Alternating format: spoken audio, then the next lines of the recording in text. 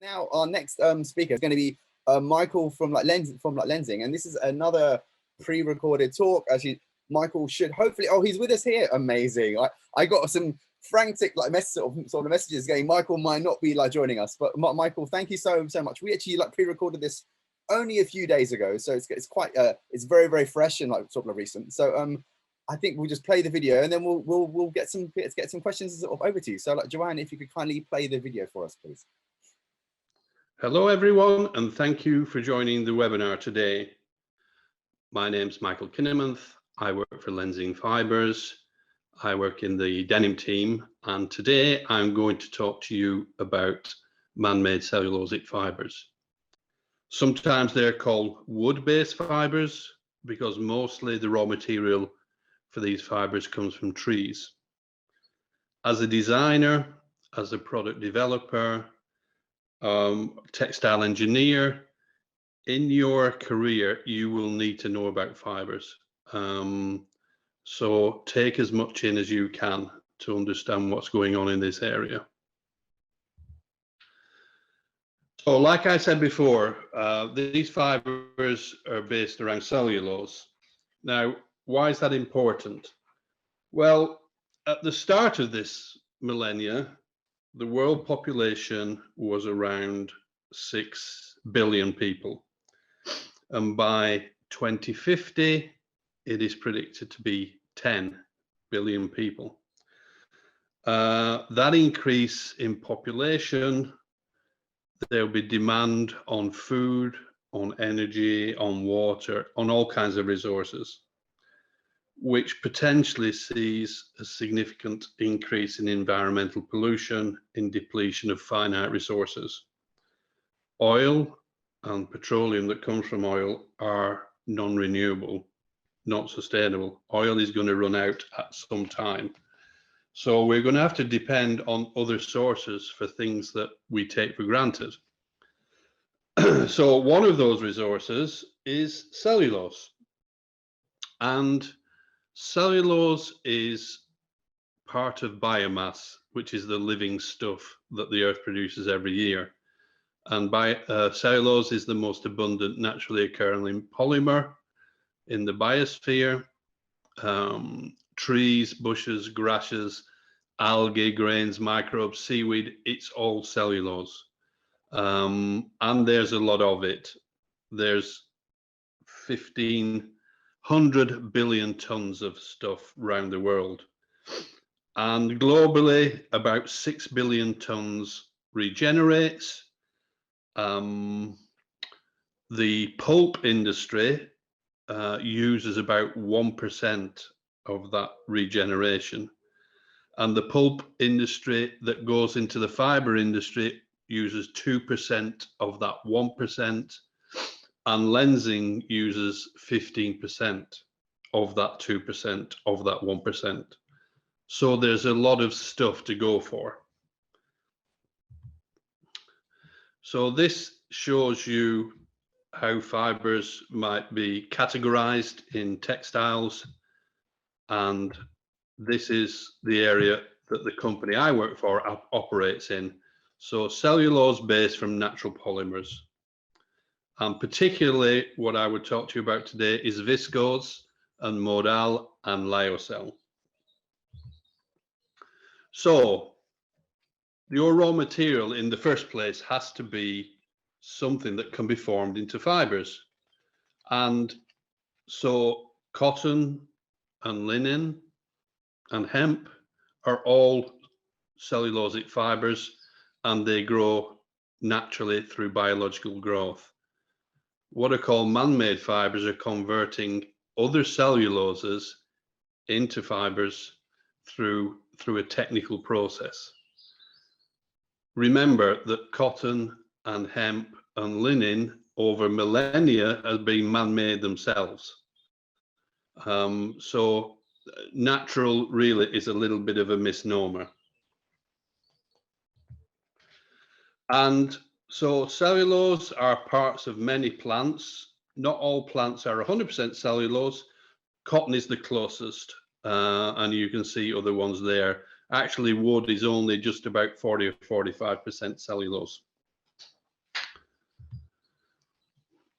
So if you look at the amount of fibers that are produced every year, you can see a graph there. And the development of man-made fibers was one of the great industrial successes in the 20th century. After 50 years of really strong growth in the first half of the 20th century, with man-made cellulosic fibers, synthetic fibers came to dominate the second half of the 20th century. And cotton for centuries was the most important fiber, and now really it takes second place to polyester. And other so-called natural cellulose fibers, such as man-made cellulosics, have really kind of declined in the second half of the 20th century. And only recently have you seen a pickup in man-made cellulosics. So year on year now, it's the area of the biggest growth, although it only takes up still about less than 6% of fibers that are made globally. But just as I said before, the importance of cellulose is going to grow. So this area is an area of growth for sure. So in man-made cellulosics, you have different processes. You have viscose, lyocell, cupramonium, acetate. So viscose process is what my company does, and out of that it produces viscose, and the modified process produces modal. Lyocell is a completely different process, and that produces what we brand as Tencel. So Tencel generically is lyocell. And there you can see the two processes. And you can see on the left that the viscose process, complex process, a lot of chemistry. And the reason for this, and this process is more than 100 years old, is that it's very difficult to solubilize cellulose. And so the viscose process was developed by making cellulose into another form of cellulose before it can be dissolved. You need to dissolve cellulose to have a liquid mass to form it back into a fiber. So you go from a solid mass to a liquid, and then you form your cellulose fibers or filaments. The lyocell process, which was commercialized in 1992, is a much more elegant process. One solvent, wood pulp, and water. So a much simpler process, and really the first fiber that was developed on a process that was seen as environmentally responsible. So if you look at the value chain of what we do, so we go from forest to wood, wood to pulp, pulp to fiber, and then it can go on into different areas of the textile industry. So it can go into textile apparel, like denim, it can go into home, activewear, it can go into luxury goods, and it can go into intimates. On the non-woven side, it is used for wipes, it is used for diapers, it's used for many things. And then there's industrial applications as well, including flame retardancy, footwear, packaging. So many applications. So Tencel is the brand name that Lenzing uses for lyocell. More recently, we have a brand name called Refibra, which is really Tencel 2.0. Refibra is a fiber using not only wood pulp, but waste cotton pulp. Lenzing Modal, Lenzing Micromodal, and Lenzing Modal Color. All those are brands that Lenzing use that end up in some way into the denim market. So what is the primary fiber for the denim market? Well, it's Tencel lyocell. And there are some of the reasons why it might be used in denim. And today, denim is a much broader church than it ever was. It's a much more sophisticated product.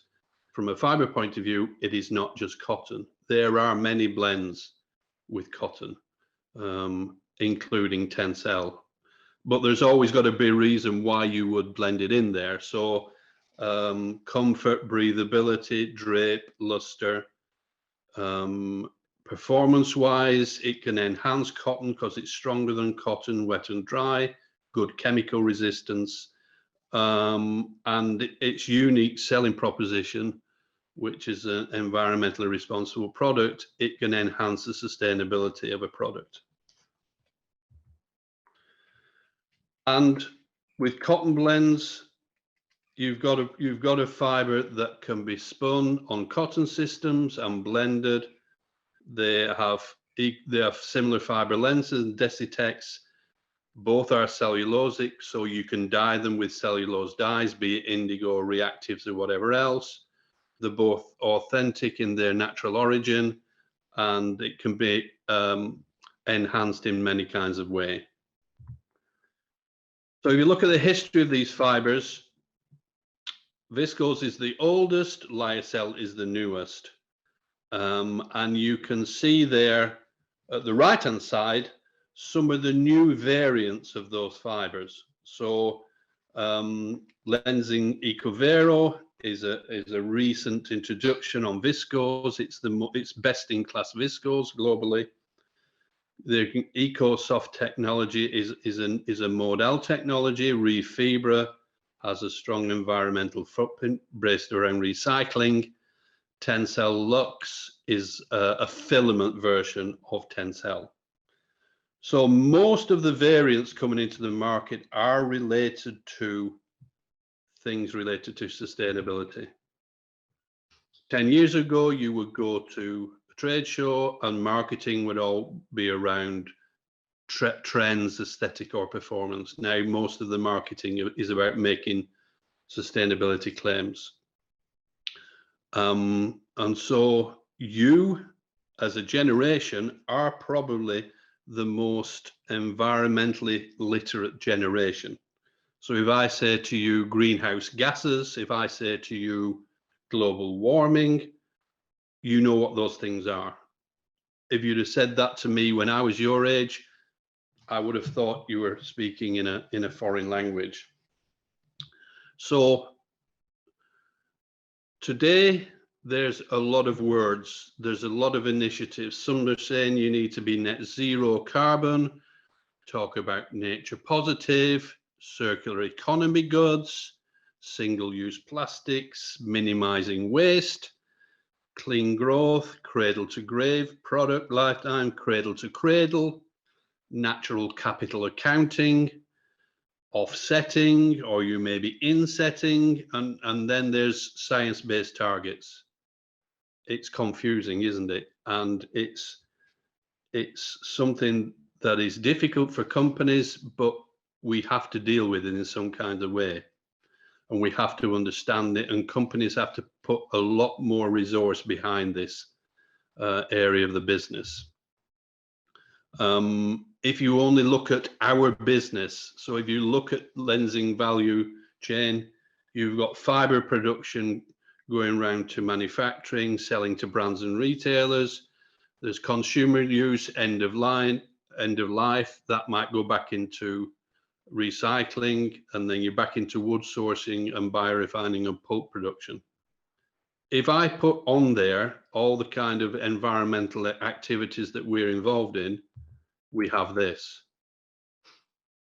I don't expect you to take this in at this moment, but there are all the standards, initiatives, NGOs, stakeholders that we're active with on a yearly, monthly, and daily basis. So it can be somewhat overwhelming, but we can't hide away from what is going on in our world. And why do we, as a business who are making fibers, have to deal with this? Because brands and retailers are setting targets and are expecting things from their supply chain. So if I just list down the left there, issues like water or energy, sustainable materials, whatever, then there's a list of targets set by certain brands. And one brand might major on water, like Adidas, and others are majoring on chemicals and toxicity, like Inditex. And so we are expected to be able to give these people information on all these areas. And this is probably going to be strong part of your careers if you go forward in textiles and denim. And here are only a few examples of the organizations that we are part of, these stakeholder initiatives. Sustainable Apparel Coalition, Canopy, Ellen MacArthur Foundation, ZDHC, Textile Exchange, and it goes on and goes on. And this is probably the reason why we're talking about this today. I have no doubt that you will have seen these kind of images on your screens, on your TVs, your iPads, your phones. So we've got raging forest fires around the world. We've got floods, devastating areas. Now, this isn't Dhaka, you know, this isn't Phnom Penh, this is Germany. So it's affecting all parts of the world. And as well as weather related and climate related things, we as the human race are producing millions of tons of stuff that's ending up in the oceans as microparticles, and they're part of the food chain and they're part of our guts today. And we're still making more stuff. So this is the world that you are probably inheriting today. So instead of sitting on the sidelines, instead of being somebody who might take a selfie of a forest fire, I invite you to be part of the change, to work towards making our industry better, making the denim industry better, and all parts of the supply chain have a part to play. And when you get this presentation, you can look at this tick list here of all the things that are related to Tencel Lyocell, where we're trying to future-proof this fiber in all kinds of different ways. Too short a time to go through it here, but we're making big efforts here to do the right things on the right environmental type areas. So thank you for your attention today, and that's the end of my presentation, and I welcome any questions. Super, super, super. I'm sure Michael will be joining us. If he's still with us, that'll be amazing. Hey, Michael, thank you so much. It was so good that we actually like pre-recorded that, so you can just relax and watch it. And now we got some questions coming in, Michael. Obviously, I just for transparency, I also work with like Michael at Lenzing, and we've done a couple of amazing like collections together, including a hemp-based collection that was very well received with our friends at NDL as well. Questions here, Michael. We've got some really good, really like sort of like good ones. What like sort of like initiatives is Lenzing doing for to try and promote or Tencel Lyocell in like undeveloped countries? Obviously, we know cotton prices are increasing, and Tencel's being a bit more. It's becoming a lot more, not more easier. It's becoming a lot more affordable to use it now at the moment.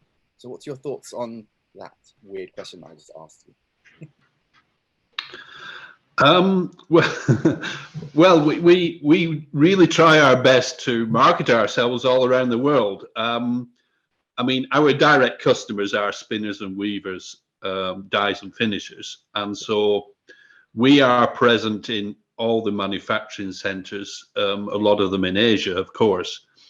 In terms of marketing to like B2C, that's not necessarily an easy area, because marketing to consumers, TV advertisement, magazine advertising is hugely expensive. And if you're in the textile supply chain, there's a good chance that you are not making enough profit to do that. But we are trying our best. But I would say that in the biggest consuming markets, which are Europe, US, China, Japan, Korea, we do have a presence. Yeah. Okay. Water. It's a water question about like tencel. How many liters does 1 kg of tencel you use up? I guess it's an interesting question. I'm sure there's some maths behind it. You could probably tell us about. Well, actually, the water to make the water used in the manufacturing of the fiber is really the main amount of water is really for just cooling down a process. So it doesn't actually, it's not even part of the process. Mm. So at our headquarters in Lenzing, where we have a lyocell plant, we take our water from the river that feeds the largest lake in northern Austria, and we use it for cooling down the plant, and then we just return it to the river. So there's virtually zero pollution. So in terms of water use, I think from an LCA that we did some while ago, we probably use only 10% of best practice cotton users. Mm. And if you look at other cotton areas that are really not best practice, we're probably using 100 times less water. Yeah, because all the trees that like you guys use, they're all rain fed trees as well. So it's not as if Yeah, there's no irrigation at all because the trees grow on what they call marginal land. So it isn't growing on land that competes with arable crops. It grows on marginal land, and yeah, it's just rain fed. Okay, we've got a question about neps and like weaving, and I guess you could probably answer that question afterwards. But I know from experience, a tencel, you can it's works well with cotton, it works well with so many other fibers, so you can still create that neppy denim or that authentic denim easily, right? I found that I can. I don't know. Obviously, this is something. Well, yeah, I mean there are ways to make slubby, uneven yarns that's in spinning. I mean, yes, man-made cellulosic fibers are all consistently the same length of fiber, whereas you have a huge variation in natural fibers such as cotton or hemp. But if you want to make something neppy, yeah, you absolutely can make it neppy. We've spent all of my career trying to not make it neppy Okay. for quality reasons, but of course it's possible.